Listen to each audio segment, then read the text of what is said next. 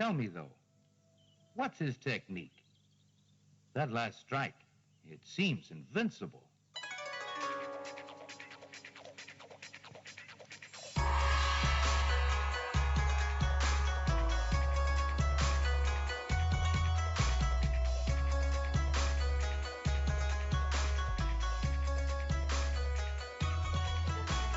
Hello, and welcome to Sons of the Dragon, the Immortal Iron Fist podcast. My name is Connor McKenna. And I'm Carl Stout. And today we are covering the Living Goddesses, also known as Vengeance of the Death Goddesses, also known as Daughters of the Death Goddesses. Daughters of the Death Goddess, sorry. How dare I mess up one of those titles. And it's written by Tony Isabella, drawn by Arvell Jones, V. Coletta is the inker, Stan G. is the colorist, Joe Rosen's the letterer, and Len Wayne is the editor. So Roy Thomas is no longer the editor, but I'm not sure how long that's been going on for. And yes, so before we get started on the issue, what else is happening in 1974? Well, July of 1974 to be specific. I think the biggest thing to mention is the fact that Morbius has kind of branched off into making Fear his own title, and I think he hangs out there for like a whole 10 issues, and it's a good 10-issue run. Morbius is, of course, the living vampire introduced in Amazing Spider-Man, and did not become a vampire by normal means, but more scientific means. And it made it a bit more creepy, if I may Yes. say so myself. Like, that issue, generally his debut issue on Amazing Spider-Man, was creepy for a lot of reasons. Notably the Six Sans Peter Parker that turned into a giant spider monster, but Morbius also added to that. That was a crazy monster mash cocktail. I love that issue. Now, I actually haven't read that issue, but I have Really? seen, I have seen his origin on like the cartoons and whatnot. Now, in the issues, I have the Fear stuff, which is different. Obviously, he already made, I think, 4 different appearances before his appearances in the Fear. But in the original issue, his original origin, did he drain blood through his hands, or did he just bite people on the neck like a normal vampire? I'm pretty sure he bit people. Okay. You gotta 'Cause in the read those issues. In the cartoons, he Yeah, he drained their plasma with his hands, which is so Yes. stupid. It's like, why? Yeah. very salt sucker creature from Star Trek. But yeah, you gotta read those issues. I think it's 100 and 101. Like, they're really good. Dr. Connors takes him to this, like, spooky abandoned island with this old house, and to cure him, and then he ends up, like, turning into the lizard, and then there's a big... Yeah, it just goes crazy. It's, great. And it has, Morbius chomping down on people, which is pretty good. I wonder what would have happened if he tried to drain the lizard. I think it goes into that. They fight. Hell, everyone fights. Like, it's a big monster fight. And I think the lizard's skin is too tough, if I recall. I'm not 100% sure on that, though. But, yeah. I think he bit Spider Parker. I don't know, it was crazy. I plan to reread it again, because it's one of my favorite issues that I've read of anything, really, so... I'm actually trying to, for quite a while I've been trying to, like, just score a really good condition issue to add to my collection that has not been an arm and a leg. Yeah.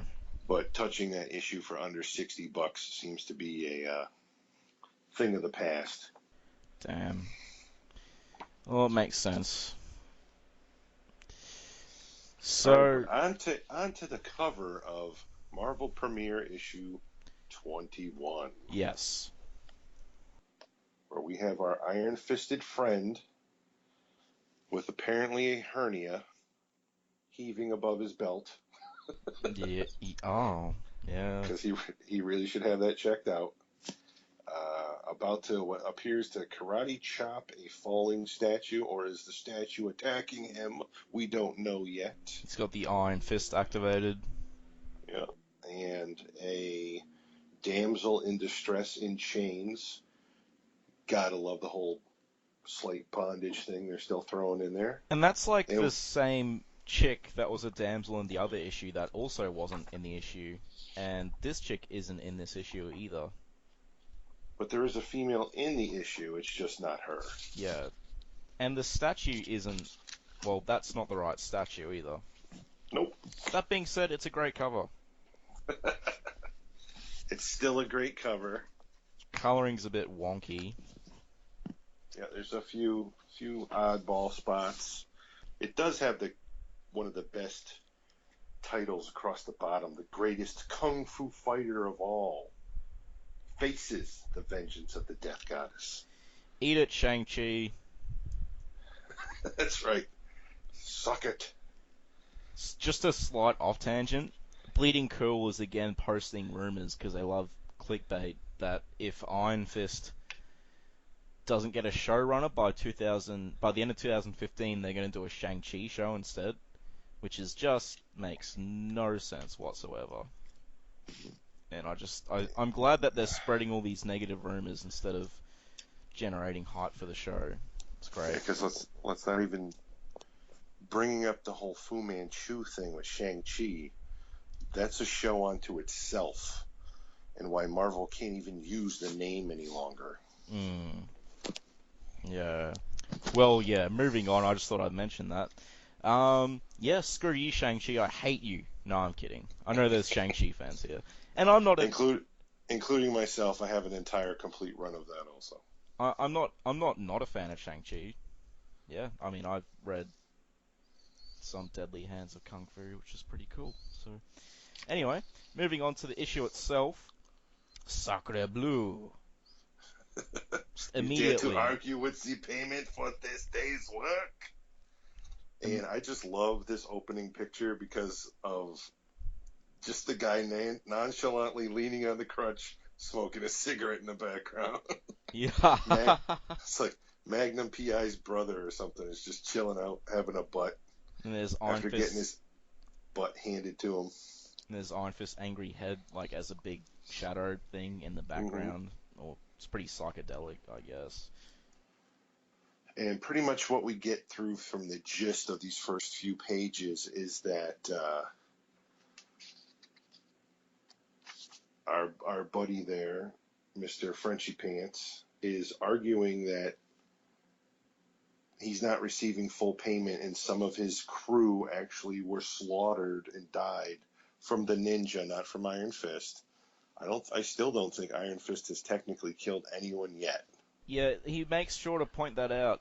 It seems pretty obvious. It's like, ooh, the ninja slaughtered my men. Don't worry, kids. Iron Fist didn't kill anyone. But Ward Meacham is saying, basically tough luck. Yep. I hired you with the price in mind for his death, and you failed to do that. And Batroc is like, some of these people had wives and children. What am I supposed to tell them? And Ward's just like, don't care.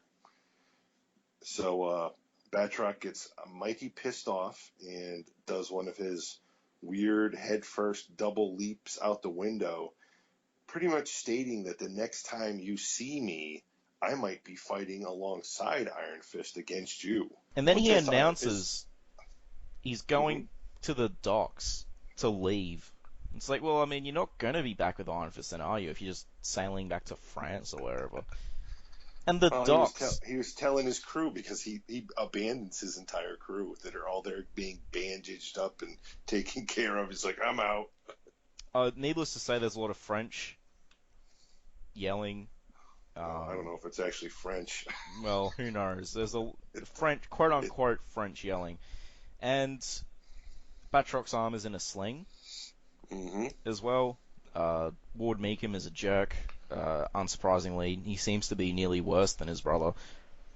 Actually, he probably is worse than his brother, but we'll get to that. I definitely think he is. Yeah. And we have the daughter who is worried. What if Iron Fist does return before we've prepared a new defense? And we get a little word bubble right here where he's just like, little fool, Iron Fist didn't kill Harold Meacham, but your desire for vengeance fits into my own plan quite nicely. So there was some poo stirring in the background that we're slowly starting to see that Ward had a master plan here. He has his own reasons for wanting Daniel Rand dead. Now, the art in this opening bit, it's not bad, it's not spectacular, it's just, this is, for me, this is obviously the weakest part of the issue, these first 2 pages. It's pretty much just explaining why Batroc is leaving. And this is a very, very art-wise, a very interesting issue because, like, we have a fantastic cover. The artwork on the cover is top-notch. There's a few coloring mistakes, but the only thing you could knock on the artwork is the weird abdomen hernia-looking thing popping over his belt. Other than that, there's not a thing wrong artistically with that cover. The first page, the second page, and 70% of the third page is very, very by the book, slightly generic, how to draw Marvel Comics artwork style. It's the house style. Right, but the middle panel of the close-up of Iron Fist's face on the third page is better than the first 2.5 pages. Just that one panel. It's tight, it's crisp, it's top-notch. And then we go right back to a weak generic page, which is, it's disappointing. But it happens quite a few times in the issue where the page itself is rather weak, but then we'll have a panel that's just like, what happened there? It's like somebody sit down at his desk and go, oh, I'll finish this panel for him. So we have Iron Fist walking back to the Wing Estate. Now, this is, if you remember way back in episode 2, I was commenting on how they really cleverly didn't do a recap and told it through a way that it fit in with the story. Mm-hmm. And they didn't do the classic Marvel 70s huge boxes of exposition just explaining it out of nowhere for no reason. Well, guess what? That's what they're doing right now. Thank you, Tony Isabella. Pretty much a whole giant top panel is nothing but a flashback in information boxes. He's just walking to the front door and he's just thinking his entire freaking past. And then he walks in and essentially just thinking, don't dwell on being a living weapon. And he sees a knife embedded in the wall, and the art's pretty crummy in that panel. For when you enter the foyer, there is evidence of battle. And so it looks like that the cult of Karakai has come, and he follows the struggle, and he comes to a room, the aftermath of a small Ragnarok, as he puts it. 7 slain assassins of the cult, but no sign of the Professor or Colleen. And it's just a panel, everything's trash, there's guys lying all over the floor, the art's pretty sloppy. There is 7, though, if you catch that there's a guy half hanging out the window. Yeah. But generally there's not much detail put into that. No, it's panel. rather loose. It's even perspective-wise, it's weak. And you hear a hold it right there, killer. And Iron Fist assumes the horse stance for some reason. And then he rotates to face his challenger, and this crazy colored lady just does a flying jump sidekick at his head, and he ducks. Flying Dragon Stamp, as it's called. And we have Misty Knight, a fan favorite. Yes. For some reason, it's a fan favorite. I hate her. I hate Misty Knight. I've said it before, and I'll say it again. I hate Misty Knight, and I will be saying it again before this podcast is over. Luckily, all you fanboys of Misty Knight have Carl to represent you and be like, oh, but Misty's such a great character. And I'll be like, no. I do like Misty Knight. I have no problem with their relationship at all. Never have. I know you can't stand her. However, Yeah. I will say this. My all-time favorite relationship that Iron Fist was having with somebody never turned into fruition, and that was with the White Tiger from Heroes for Hire, Which came out in the early 2000s, I think. Okay. And it is not the White Tiger that is out now. Completely different female. Okay, yeah. I remember when the new White Tiger came about because the old one died during Bendis' Daredevil run, if I recall correctly. Right. Which was a good issue in itself. But the female White Tiger I'm referring to was actually out the same time as the male White Tiger still was. okay. Yeah, I've never read the early 2000s Hero for Hire stuff. I've heard it's actually quite good. It's fantastic. Is there... Yeah, that's the only And thing I haven't read. the original, big story about the major villain they were fighting. Yep. I don't want to talk about it because we do need to cover it because it is so good, but his master plan isn't really a bad idea. All right. And I'll just leave it at that. We will cover it. After we wrap up this episode, you'll have to point me in a direction where I can get it because, yeah, if it is collected in trades. It's not, unfortunately. It should be, but it's not. I guess I'll have to use unorthodox means to get it. Okay. Right. Back. So Misty comes flying through the air. He ducks her kick. She spins around and lets off with the classic line of "Okay, Zorro." He does sort of look like Zorro. What have you done with Colleen and her dad? But yeah, definitely, he's got that was Zorro's mask without the hat. Yep. It was not just a face mask; it was the full head wrap. And Iron Fist tries to explain himself and actually answer her question, and then she just attacks him anyway because it's Misty Knight and she doesn't think logically ever. So, yeah. Well, she's bull. You're not dealing with some dumb street broad, mister. This is Misty Knight, and nobody messes with her or hers. It's just like, I was answering your question, crazy lady. Do you have to keep punching me or trying to punch me? So she smacks him in the jaw because he's still trying to reason with her, and she just sucker punches him. And so he's feigning defeat, hoping in this manner that she'll listen to him. And then she kicks him in the head. So he just grabs her ankle and then touches her pressure point and knocks her out. And then leaves her lying face down on the floor. Basically gives her the Vulcan nerve pinch from Star Trek. Now, two things I want to mention. Yep. One, after she's passed out, he's clearly checking out her ass. But before that... Wow. That's... Yeah. What? You gonna argue that he's not? I don't know. It does make me want to bring up a point. At this point, with his mask, the eyes are fluctuating from white to see-through, if you know what I mean. Yeah. Mm-hmm. Anyway, continue. Alright, we all know what Misty's superpower is, right? Yeah, her bionic arm. Which is which arm? Left arm? No, it is her right. Okay. Unless things changed, it's her right. She clearly punches him dead in the face with her right arm, and nothing is even mentioned.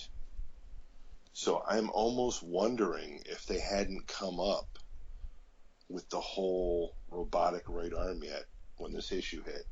I would say that would be the case, because if they did come up with it, they would have like 80 panels explaining, oh, that was a powerful blow from the bionic, must be a robot arm, so I'm guessing it wasn't covered yet.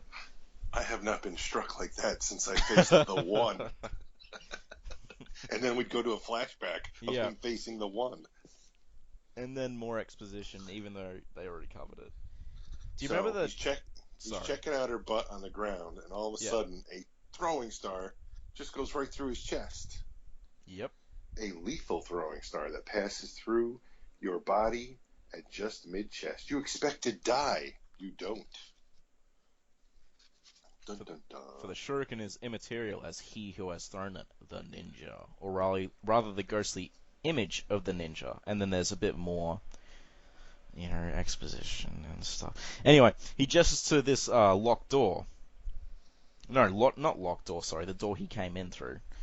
Right. And so we have a ghostly image of the ninja leading him around in the air, pointing to a door. Iron Fist goes out the door, then into the street, and he's basically following the ghost of the ninja into the subway system, down through the rails, and through another secret door, which leads him to... Before we get there, sorry. I just got to say the art is just really not that great. Even his dragon brand is all over the place. The coloring is like bad. Even in the Masterworks, it's bad. I honestly think I can't argue with you at all. And I think that's what got him removed, because he's not the artist in the next issue. Okay. Yeah. Maybe it was just a fill-in until they found someone they wanted, maybe. I think he does. Isn't this his third issue? Yeah, it is his third issue. Oh no, he's still the artist for the next issue. Oh, I'm sorry, you're right. It's a different colorist, though. Completely different, though. Is the inker different? A. Bradford? Yes, I'm quite sure that it's it's a different inker and a different colorist. Now, that could have something to do with it. Well, I mean, the art does look better in the next book from that first page I've seen. So, mm-hmm. So maybe it was the inker just doing the utmost minimum. And like, there's not much shading either. It's all very bland. Yeah. There's like, usually we like to talk in detail about the art, but there's really not much to talk about here. No, it's definitely... This issue is probably the weakest of this run. That being said, this page we're about to come up to is, do you want to do it? The Temple of Kali. Mm-hmm. Full page spread, giant huge statue, four-armed goddess with two daggers pointed towards her temples, and chained to each thigh, which is kind of odd, is Colleen Wing and her dad. And it looks pretty awesome. He just goes into this huge underground death temple. The coloring isn't bad. It looks better, in my humble opinion, in the black and white, like the majority of this issue. Not because the colorist sucks in this issue. But yeah, and I'm sure some of our listeners are familiar with Kali, but Kali is a Hindu goddess, known as other names, the Destroyer, the Goddess of Time. She's the multi-armed god that's holding up a human head a lot. So she's a pretty big deal. Oh yeah. Like, really big deal. Huge deal. And I'm not sure if this goes much further, but yeah. And I'm pretty sure Kali was who they were worshipping in Temple of Doom as well. Indiana I think Jones. so, yeah. Yeah. So Colleen and her father scream out a warning, and on the next page, from out of nowhere, he's smacked across the back of his head with some nunchucks, and then just turns in time for... His outfit just keeps getting shredded. It's just getting worse and worse. Yeah. And he's steps out of the way by a chain spear. Yep. Which pretty much in the artwork looks like somebody's got a paper airplane on the end of the chain. Yep. But it just shreds his costume and not his flesh. And then, from out of nowhere, more assassins in their turbans and their diapers jump out at him with assortments of daggers and swords and knives and bondage chest gear. Yeah. Because when you're wearing a diaper, you need 4 leather straps attached to a giant iron ring in the center of your chest. Oh yeah, definitely. So he puts on this big fight with the diaper boys. He gets angry and smacks them up, really. And even though, let's be honest, this kind of sounds like he kills the guy. You dispose of the man himself with a savagely delivered blow of the hammer. It could definitely be read that way. But that kind of sounds like he takes him out, but yeah. So they always comment that he doesn't kill anybody. So. This sequence of him fighting the guards, the pose where the 3 are coming at him, it doesn't look great, but he looks good, I think. Well, not that getting right ready hand. for him. Why'd you have to point that out and ruin it for me? That mitten with fingers is the only downfall to that panel. Yeah, I think the full page spread of the temple is another freak good art piece in this issue, because that even the way it's cold and stuff, it makes it look like, you know, he's in hell. He's just gone into this big underground fiery lair, and there's, you know, cool stuff everywhere. Whereas now it's gone back to. Anyway, next, more bikini death cults from Tony Isabella, because he loves that stuff, I guess. It was in Ghost Rider a lot. Yes, So. we have two females who look like they're straight out of a Savage Sword of Conan. Mm. The living goddesses. And Iron Fist is like, goddesses do not particularly impress me. Yeah, I wouldn't be impressed either, really. Careful, my young friend. You speak to Shea the Shade and my sister Ushash? Yeah, I don't know. Favored of the sun. We are the daughters of Kali herself. And we demand to know why you chose to interfere with our affairs, your affairs. I am to stand unmoving while you base assassins seek to slay my friends? Cultists are a pretty selfish lot. They always get mad at you for interfering with their affairs, even though they're kidnapping your friends and trying to slaughter them, and summon, you know, horrible gods to devour the earth and stuff. But no, you're the bad guy for invading their privacy. Yeah, they took our book, damn it. So that's their whole thing, is they stole their most valued possession that they didn't even know existed until he dug it up. I, for one, actually hope it goes more into this cult as we go on. I'm not sure if it does, but I really like the idea of him fighting a cult devoted to Kali. And also the fact that these two claim to be the daughters of Kali. I mean, I find that unlikely, but I'm interested. It's grabbed me, so to speak. Well, they said since you stand with them, you're going to die too. And he's got a big spotlight shining down on him. Yes, he does. Threats impress me less than goddesses.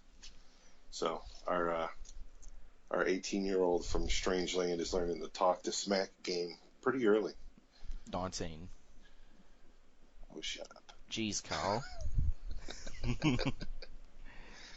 It's no idle threat, Iron Fist. We would kill 1,000 infidels to reign the sacred volume. Oh, pardon me, to regain the sacred volume of Kali. You would kill for a mere book.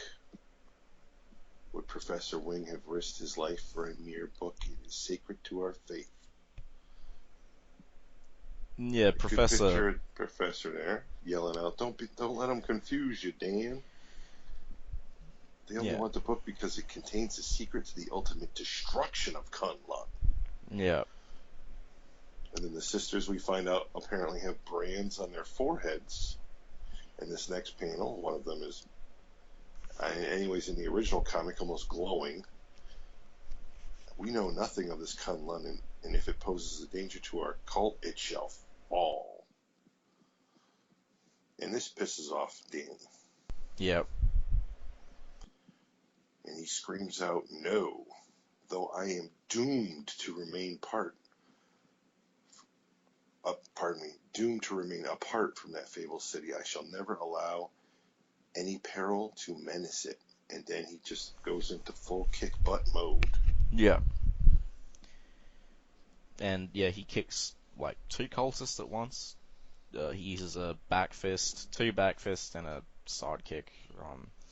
Alright, so he's kicking 2 down and punching another one out, so he's taking out 3 guys at once. And now one of the daughters of Kali, starts to wield her Cloak of Darkness. And it makes the whole room dark, and he can see nothing. Kind of like Cloak from Cloak and Dagger. Yep. It is very reminiscent of them. It's not exactly the same powers, but I can't help if they were inspired by these two. It's just the way they're drawn and everything. So what we're hinting at here is one of the daughters has a Cloak of Darkness, which can basically bring everything solid dark, and the other sister is wielding nunchucks of light, or sun-powered, as it's hinted upon. So here we have Cloak and Dagger, light and dark. La la la. And the way it's drawn looks like the light daggers as well. Right. The only difference here is apparent. We don't know their origin, where the other origin is probably one of the most pathetic origins ever written in time. And Iron Fist isn't actually in her cloak. She's just made the whole room dark. Right. And yeah, I want to point out as well that they came about 10 years after this, I think, Cloak and Dagger. Or a few years anyway. 74, 84. Yeah. Yeah, you're probably right. Right around there. I'd say within 84, 88. But Yeah. they were junkies that were being used to power video games. Oh, God. You And don't actually, know their origin? no. They were literally kidnapped runaway kids. They were shooting them up with this dope and sticking them in the back of video game cabinets with diodes and stuff stuck on their heads. And they were running and powering the video games in arcades until they basically dried up and died. And then they were chucking them in the river and finding more runaways to shoot up with this drug to throw in the back of the arcade games to run their arcade with. Well, that makes sense. And Cloak and Dagger had already become friends as runaways, got abducted, got drugged, got thrown into the river with the toxic waste, and became Cloak and Dagger. Origin's horrible. Actual heroes cool as hell. Kids, don't jump into rivers full of toxic waste to get those superpowers, because that won't actually work. No. Yeah. Yeah. So, Iron Fist is completely in the dark here. Nunchuck, glow stick raver, nunchuck girl. Yeah. Is doing her twirly twirls, making a good light show, and double smacks him. Power that plucks you off your feet like a straw caught in a hurricane. And Iron Fist is sent flying through the air. He slams into the ground, and for somehow, with his trained martial arts senses, knows that there's two cult members there, and he manages to dispatch both of them in the complete darkness. Goes after Nunchuck Girl again because he can see her glowing nunchucks, even though they're in complete darkness, just like her giveaway. Yeah. But she still gets another hit on him, which sends him sailing again through the air, and this time he, for the most part, lands in the groin of the giant statue Of Colleen. And when he stands up, he's got Colleen on one side and the Professor Wing on the other. All right, let's take a second here, because do we ever find out Professor Wing's first name? I don't think so. Yeah, I remember he just disappeared at one point, which is really weird. But so okay, I gotta say the art looks pretty good with the especially with the light nunchucks, but the coloring of Iron Fist, what the hell are they smoking? Oh, I'm glad you're saying it, because again, I'm looking at the original artwork and the coloring is horrible. Everything is just green. I mean, everything is Everything's yellow. blue here. So like it's a bluish green here. The bottom right panel of that first, when it starts to get dark, his chest is blue, the sides of his chest are green, and then the rest of him's blue, but it just doesn't make any sense. At least he's consistently blue for the other panels, but in that, I read this in black and white, right? And then I read it in color, and I was just like, what the hell? Well, on the second page, where after he takes out the two cult members, and then he's back up on his feet charging glowing nunchuck girl, and like throwing a left upper hook as she's swinging both of them over her head. His entire right arm in that panel in the original comic is flesh tone, except for like the back of the tricep. Yep, same in this. And so he's a bit far away. Bad. Bit far away for a punch. Throwing that punch that high up already? Yeah. This guy needs to take some boxing lessons. So, yeah. So he's standing with Colleen, and then he charges up the power of the Iron Fist, and he breaks both the chains of Colleen and Professor Wing. And Colleen looks like she has black hair here because no one looks like what they're supposed to look like in these panels. So She actually looks like Viper from Hydra. it's a conspiracy. She's a sleeper agent. All right, here's my other problem here. We already know he can punch through an elevator without the use of an iron fist. I was also going to bring this up as well. There's no reason why he should have charged up the iron fist for just breaking these two chains. Hey man, he's a superhero. They need to show him using his superpowers. I mean, isn't it the only time he uses it in the issue? It's like there's like a one per issue quota. Yeah.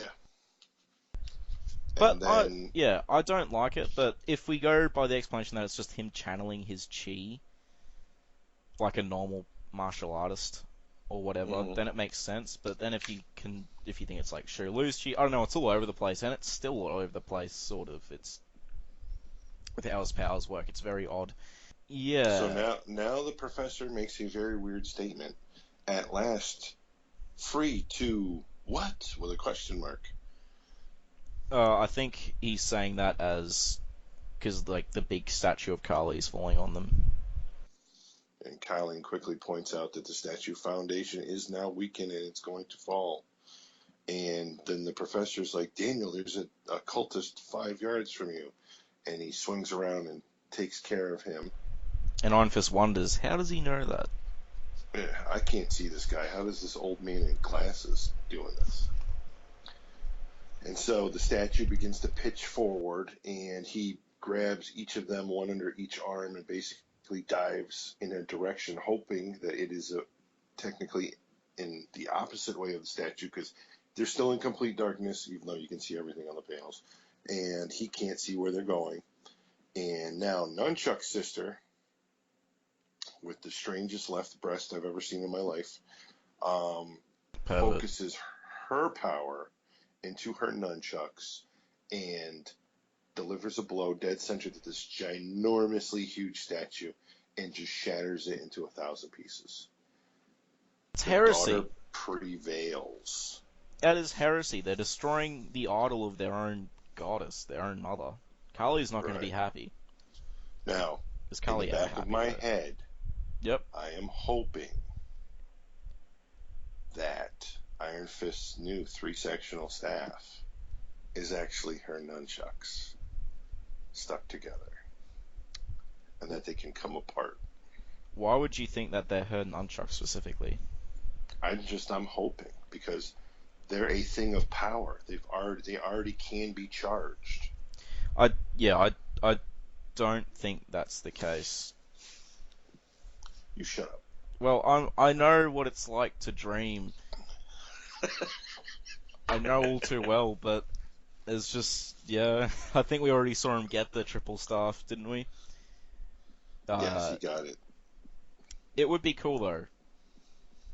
Because she clearly does not have it when they run. She has no weapons. Her sister scoops her up. Her sister drops the Cape of Darkness to grab her sister who just made this feat, and they take off. Yep. Which leaves Iron Fist again to fight a whole group of cultists. And he beats 1, 2, 3, 4, Numerous. 5, 6, 7, 8, 9. Like grain on a plowed field, they're scattered. And before he starts all that, he snatches a spear out of midair headed for Colleen. Oh yeah, no, true, I missed that. And yeah, this artwork is still not very detailed. If you go back to when he's fighting multiple people in the early issues, it looks great. But just going back to that issue with the building of death, it just looks so good in comparison to this. And now we also have Colleen comes in and starts kicking butt. About time.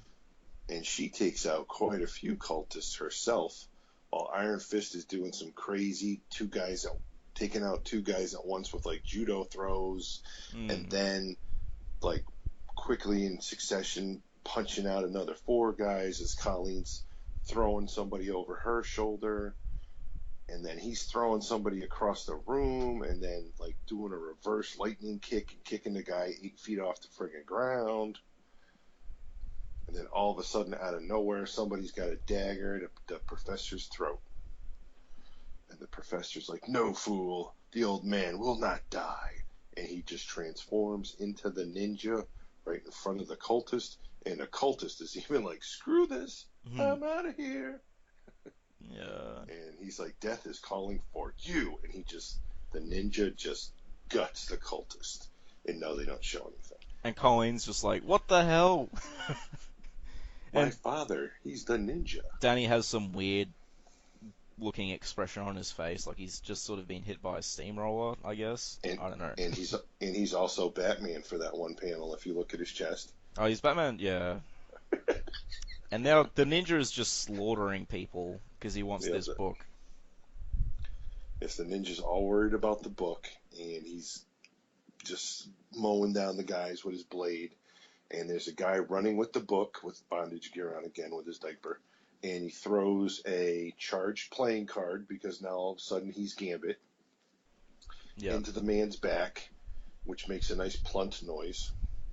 And the book slips from his grasp and falls into one of the, braziers. I believe they're called braziers, and whoosh, the book goes up. And the ninja screams, "No, what have I done? The book is being destroyed." And then you see like the professor and the ninja separate. And the professor falls down to the ground, and the ninja is still standing above him. And he starts touching his chest. He's like, "But I still live. What madness is this? Wait, I begin to see the meaning of this cosmic joke. The Dragon Lords," and again, this is back to Kunlun, the Dragon Lords, hang out with UT. Yeah, and they imprison the ninja, so that's a bit of a reveal about the ninja. Mm-hmm. Fearing its destruction would be my own, I protected it from harm. I was guarding my own prison. This is one more debt you owe me, Kunlun. So basically, he was protecting Kunlun when that was his own prison. Like, the book was his prison. And then he just, like, he hits Iron Fist with the flat of his blade as he's fighting a cultist. And Iron Fist looks really weird here. Like, his head is way too small in proportion to his body. It's definitely a Leaf Field panel. Yep. And then we have Iron Fist on his back as the big half page. By slaying the shining hope of that thrice damned city, Iron Fist. And it's actually a good panel. A good half-page splash. It's one of those standouts in the issue, like the temple and, well, like that one facial expression, and that's about it. But yeah, next, Iron Fist versus the Ninja. And we promise to explain all this. Honest, I don't trust you, Tony. What if Jim Shooter comes in and tears up your issue and rewrites it and then makes you rage quit Marvel? But I do like the whole fact, that twist, that he thought the book was the only thing that was keeping him alive. So the ninja was protecting anything from happening to the book, when the whole time the book was just his prison, and if the book got destroyed, he would be free, but he didn't know that. Yeah. So that's quite the little screw there. Yeah, I've given this issue a lot of crap, but I actually really enjoyed reading it. I enjoyed reading it more than I did the last issue, that's for sure. Mm-hmm. I mean, even though the art and the coloring was all over the place, I really love the cult, the whole cult plot line. Yes, I am a big fan of the Death Cult of Kali, and just the fights. As I said, I read this in black and white first, so it was a lot more enjoyable that way. It was the shoddy coloring and stuff was a lot less noticeable because it wasn't there. The schlocky art was still a bit noticeable, but yeah, I definitely recommend reading this one in black and white, I must say. But that being said, every damn issue. Well, I mean, it's not going to stop until we get to Power Man and Iron Fist. Every issue is going to be better in black and white until we get to Power Man and Iron Fist. Because you need color for Power Man and Iron Fist. But I thought this issue was much better than the last issue. The writing was better, but the art and coloring was probably sloppier Yes. overall. Step up writing and story-wise, just more going on story-wise, better stuff going on, a big reveal going on story-wise. The artwork just went from generic to a couple good panels to, again, sloppy. Obviously, this guy was having some type of issue with the time frame he was allowed. Yeah. But again, then the next issue that we're about to hit next week, it's got his name on it, but it looks like a completely different artist, but it is a completely different inker. And a different colorist. And inkers make a big difference. Yeah. Some of them help a lot. Let's put it this way. Yeah. Some of them help a lot. I'm totally blanking on the guy's name, but there is a certain inker that has worked with John Byrne. John Byrne's stuff never looks better when it's with this certain inker. When we get into the John Byrne run, I'll have the guy's name. Yeah. And when this guy isn't working with John Byrne, or John Byrne's inking even his own stuff, his artwork is still phenomenal. It's still great.